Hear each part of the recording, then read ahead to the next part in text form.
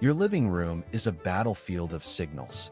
Every phone, TV, and smart speaker fights for bandwidth, and the clash slows everything down. Wi-Fi 6E drops a new, uncrowded lane into the 6 GHz spectrum, letting your home internet finally run at full speed. Wi-Fi 6E is the first Wi-Fi standard to use the newly opened 6 GHz band, a slice of spectrum the FCC cleared in 2020. It adds 1,200 MHz of airwaves, from 5.925 GHz to 7.125 GHz, giving 59 non-overlapping 20 MHz channels, more than double the 5 GHz band.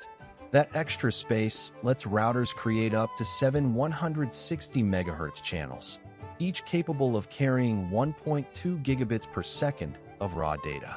In practice, devices like the Netgear Nighthawk RAX 500 can hit 2.2 gigabits per second on a single 160 MHz channel in a lab test. The result is a network that can handle 4K and 8K streams, VR gaming, and massive file transfers without the usual bottlenecks. Because the 6 GHz band is brand new, there's virtually no legacy interference, so signals stay clean and fast. Wi-Fi 6E doesn't just raise the theoretical ceiling, it delivers measurable speed jumps. A typical gigabit plus broadband line paired with an ASUS RTX E780 router showed 1.8 gigabits per second download and 1.5 gigabits per second upload on the 6 GHz band, compared to 900 megabits per second on 5 GHz under the same conditions. Latency drops to 2.3 ms for local traffic, a noticeable improvement for competitive gaming and cloud-based rendering. Battery-friendly devices benefit too. Samsung's Galaxy S22, which supports Wi-Fi 6E, uses target wake time to reduce power draw by up to 30% when idle. Even older Wi-Fi 6 devices see indirect gains because the 6 GHz traffic stays out of their way, reducing congestion on the crowded 2.4 GHz and 5 GHz bands. The new spectrum also expands capacity. Wi-Fi 6E keeps the MUMGMO and OFDMA tricks from Wi-Fi 6.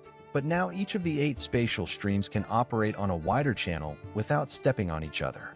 In a smart home simulation with 120 devices, lights, cameras, thermostats, speakers, packet loss stayed under 0.2% on 6 GHz, while the same setup on 5 GHz spiked to 3% during peak usage.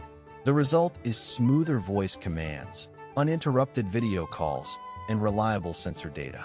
Apple's iPhone 14 and iPad Pro, both Wi-Fi 6E enabled, maintain full-speed connections even when a 4K TV streams a movie on the same band, thanks to the extra channels that keep each stream on its own lane.